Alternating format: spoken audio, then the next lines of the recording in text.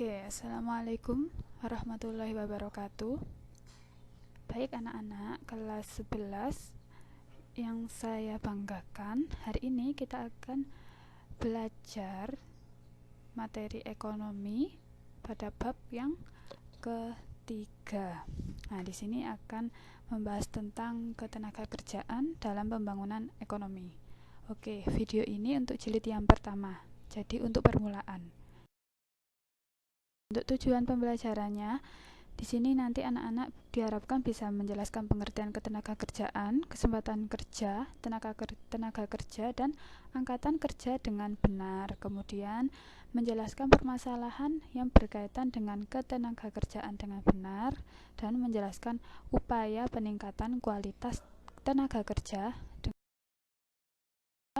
Apa sih ketenagakerjaan itu? Nah, di sini dijelaskan oleh Undang-Undang Nomor 13 Tahun 2003 Bab 1 Ayat 2. Di sini dijelaskan bahwa ketenagakerjaan adalah segala hal yang berhubungan dengan tenaga kerja pada waktu sebelum, selama, dan sesudah masa kerja.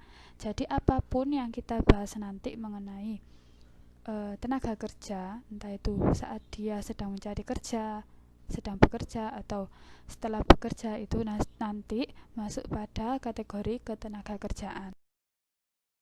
Ada peta konsep. Jadi pembagian ketenagakerjaan itu seperti apa? Di sini dijelaskan mulai dari awal mulanya ada penduduk ya, dari penduduk, kemudian turun, di situ dibagi atas penduduk usia kerja yang biasa disebut dengan tenaga kerja, dan penduduk di luar usia kerja atau bukan tenaga kerja. Kemudian nanti juga turun lagi ke bawahnya, di sini ada angkatan kerja dan bukan angkatan kerja untuk pembagian tenaga kerjanya. Nah, nanti juga dibagi-bagi hingga ada yang disebut sebagai menganggur, bekerja, terus yang bukan angkatan kerja itu seperti apa, nanti kita bahas. Oke, lanjut ya. Ini tadi yang pertama. Jadi munculnya tenaga kerja pasti juga ada yang namanya kesempatan kerja. Nah, apa sih kesempatan kerja itu? Nah, di sini jelaskan bahwa kesempatan kerja itu peluang atau keadaan yang menunjukkan tersedianya lapangan pekerjaan sehingga semua orang yang bersedia dan sanggup bekerja dapat memperoleh pekerjaan yang sesuai dengan keahliannya dan bakatnya. Nah, jadi ketika di sini ada tenaga kerja tapi tidak ada peluang, maka itu tidak bisa disebut dengan kesempatan kerja. Nah, untuk turun ke pembagian penduduk tadi, di sini dibagi atas penduduk tenaga kerja dan penduduk bukan usia kerja. Apa sih itu?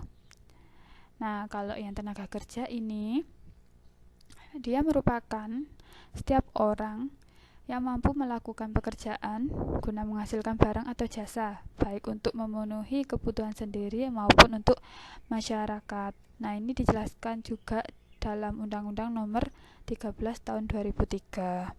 Di sini juga ada batas usia kerja. Di sini bisa kita lihat bahwa usia tenaga kerja itu antara 15 tahun hingga 64 tahun.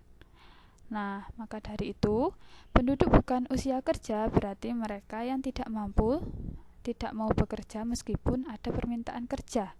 Karena apa? Nah, karena dia usianya di bawah 15 tahun atau di atas 65 tahun atau 64 tahun tadi. Nah, biasanya nih muncul banyak masalah. Salah satunya ketika banyak kesempatan kerja tapi tidak ada tenaga kerja, ataupun sebaliknya, banyak tenaga kerja namun kesempatan kerjanya yang sedikit. Di sini ada angkatan kerja. Jadi tadi tenaga kerja itu kan penduduk yang memiliki usia 15 hingga 64 tahun, maaf. Nah, itu tenaga kerja itu juga dibagi lagi antara angkatan kerja. Nah, di sini ada apa? Di sini angkatan kerja itu jumlah penduduk usia kerja. Berarti tadi ya, tenaga kerja punya pekerjaan atau sementara bekerja, jadi pekerjaannya tidak tetap, atau dia tidak bekerja tapi sedang mencari kesempatan untuk mendapatkan pekerjaan. Nah, itu namanya angkatan kerja. Jadi rentangan umur pada tenaga kerja tadi, ketika orang itu memiliki pekerjaan atau yang pekerjanya bukan pekerja tetap atau tidak bekerja tapi berusaha mencari pekerjaan, itu namanya angkatan kerja. Nah, di angkatan kerja nanti muncul istilah yang di sini dia itu bekerja dan menganggur.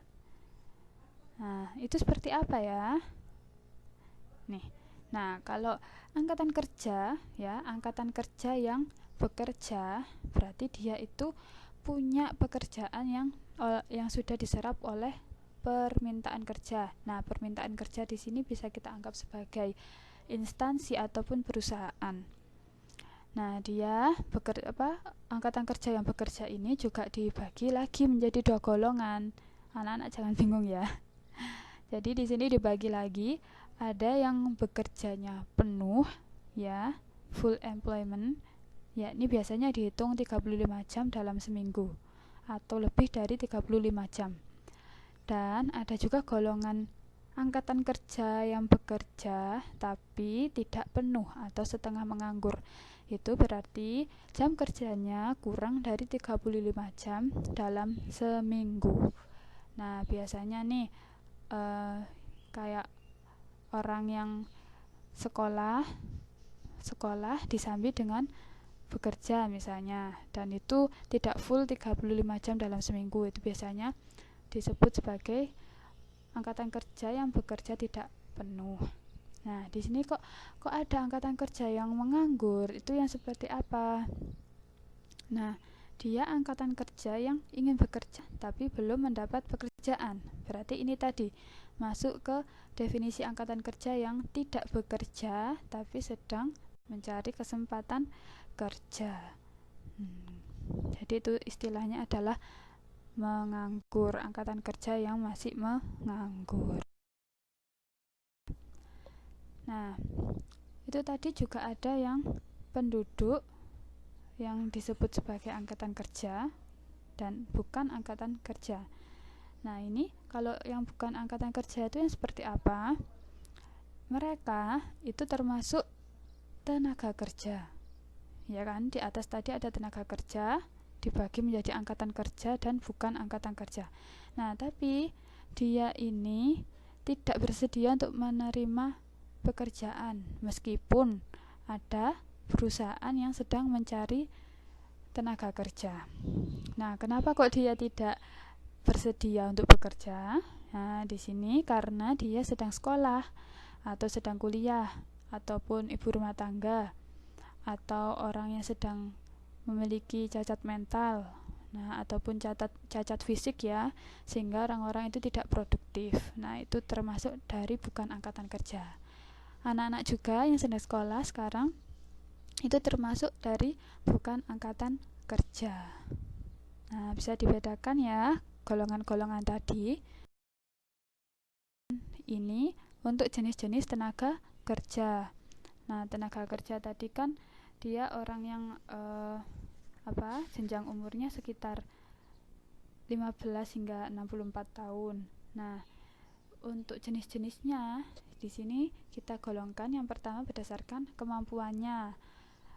Di sini ada tenaga kerja terdidik, ahli atau mahir, kemudian tenaga kerja yang terlatih dan tenaga kerja yang tidak terdidik dan tidak terlatih. Wah, banyak sekali ya jenisnya. Kita bahas satu-satu. Jadi yang pertama, untuk tenaga kerja terdidik. Nah, berarti dia ini memiliki keahlian atau kemahiran atau kemampuan pada suatu bidang. Nah, dikarenakan dia telah menempuh suatu pendidikan formal atau non formal untuk mendapatkan kemampuan itu tadi. Nah, bisa kita lihat contohnya adalah di sini ada dokter. Dan ada lagi misalnya guru, ya, dan banyak sekali contohnya. Ada sarjana, misalnya sarjana ekonomi ataupun insinyur. Nah, itu bisa termasuk dari tenaga kerja yang terdidik. Pokok intinya mereka telah melakukan pendidikan formal ataupun non formal. Nah, kemudian ada tenaga kerja yang terlatih. Nah, ini beda dengan terdidik ya. Kalau terlatih itu dia punya keahlian bidang tertentu karena dia telah melakukan banyak pelatihan atau pengalaman kerja. Jadi nih dia tidak mendapatkan kemampuan itu dari instansi pendidikan, ya, tapi dia mendapatkannya karena adanya pengalaman yang dilakukan terus-menerus. Nah, ini contohnya penyanyi. Nah, jadi dia punya bakat, tapi ketika bakat itu tidak diolah kan menjadi tidak berkembang. Nah, di sini ketika dia sudah masuk pada agensi menjadi penyanyi, maka dia memiliki banyak kesempatan untuk melatih kemampuannya dalam menyanyi. Nah, ini menjadi tenaga kerja yang terlatih. Kemudian yang terakhir ada tenaga kerja tidak terdidik dan tidak terlatih. Otomatis mereka berarti tidak berasal dari orang yang melakukan pembelajaran di pendidikan formal ataupun non formal, dan juga tidak punya pengalaman kerja atau pengalaman yang dilakukan berulang-ulang. Nah, di sini biasanya disebut sebagai pekerja kasar.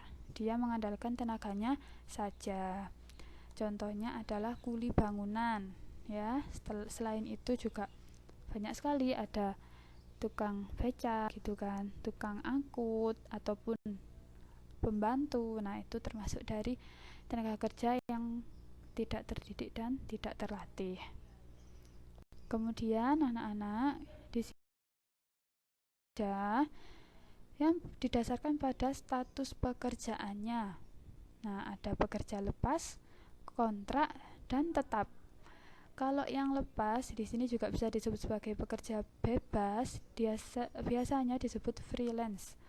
Dia tidak berkomitmen pada suatu perusahaan, atau istilahnya dia bekerja sesuka hatinya saja. Untuk contohnya di sini ada YouTubers yang sedang viral ya akhir-akhir ini. Jadi banyak sekali orang yang eksis di dunia pervideoan.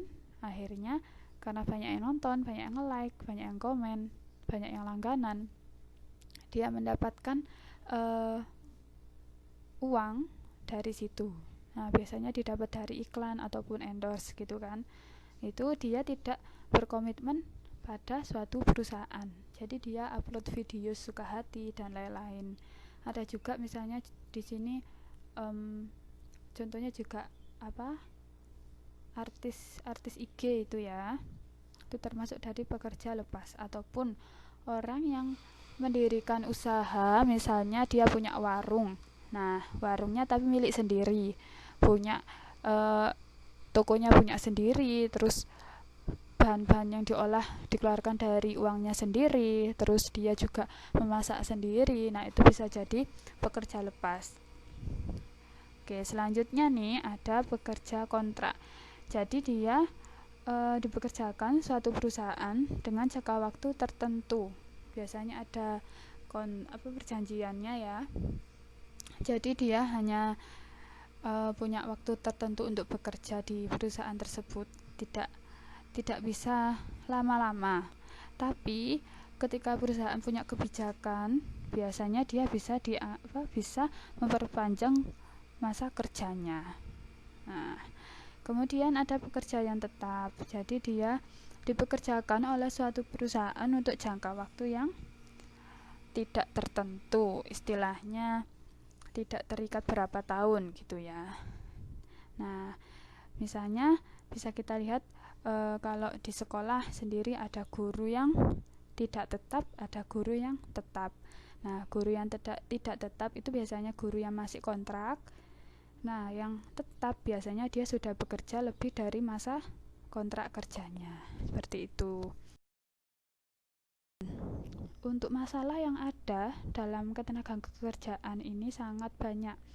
Yang pertama nih ada rendahnya kualitas tenaga kerja. Jadi kadang banyak sekali orang yang istilahnya dia pokoknya bekerja apapun itu. Nah, kalau zaman sekarang sepertinya seperti itu. Jadi dia tidak bekerja sesuai dengan kemampuan yang dimiliki. Kadang seperti itu. Kemudian ada yang kedua di sini, jumlah angkatan kerja yang tidak sebanding dengan kesempatan kerja. Ini sudah banyak fenomenanya ya yang terjadi di negara kita. Jadi banyak sekali lulusan SMA, SMK ataupun S1, tapi tenaga kerja kesempatan kerja yang menyerap mereka itu hanya sedikit. Jadi nanti muncul masalah pengangguran. Nah, ini juga persebaran kerja yang tidak merata.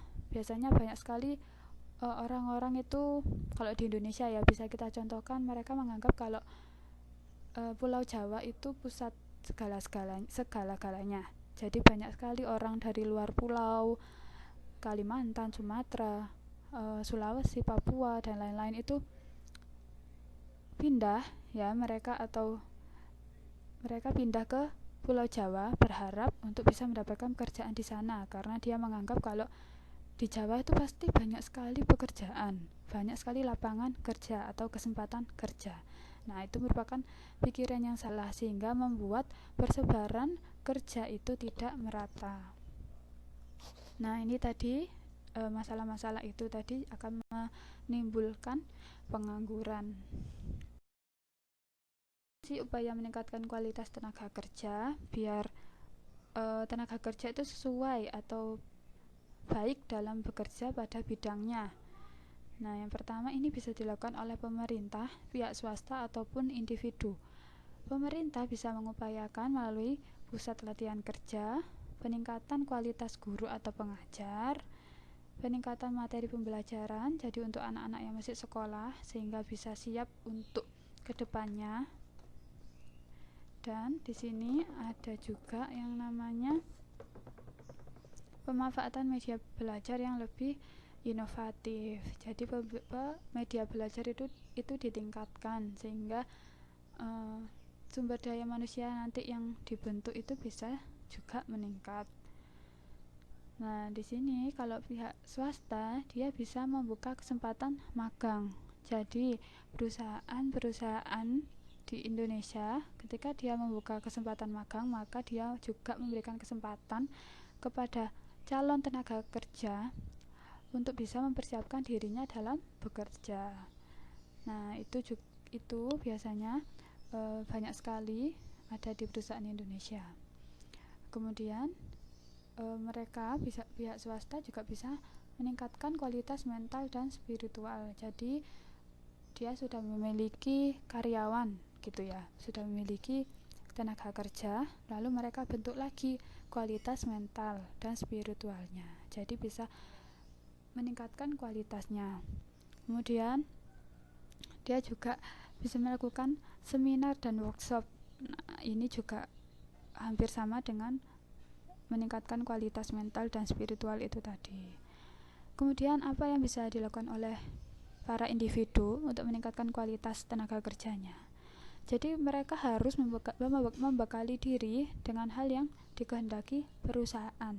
Jadi misalnya saat ini ada anak yang sudah hampir lulus kuliah, kemudian dia mencari pekerjaan. Jadi di sambil skripsi misalnya dia sudah mulai mencari pekerjaan yang sesuai dengan bidangnya. Nah, maka dia juga melihat klarifikasi dari syarat-syarat yang diminta oleh perusahaan. Misalnya untuk menjadi polisi dia harus memiliki kemampuan apa gitu kan, terus tinggi badannya seperti apa. Nah, itu kan dia bisa melihat. Ketika dirinya tidak sesuai dengan itu, maka dia akan mencari perusahaan lain. Nah, ketika di perusahaan lain dia menemukan misalnya di perusahaan ini dibutuhkan seorang manajer seorang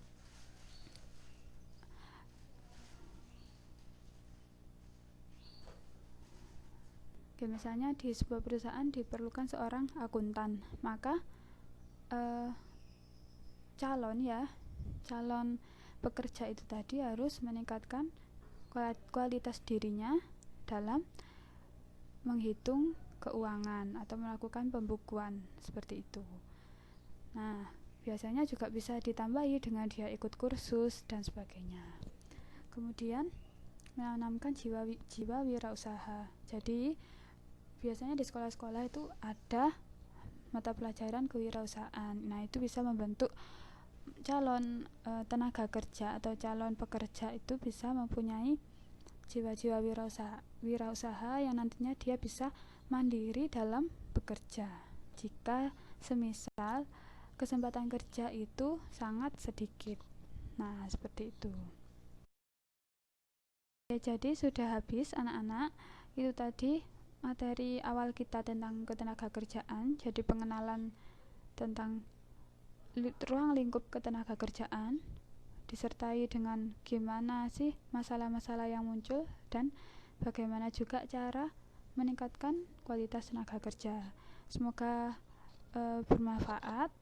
Terima kasih, dan nanti ketika ada hal-hal yang kurang jelas bisa ditanyakan ke Ibu ya.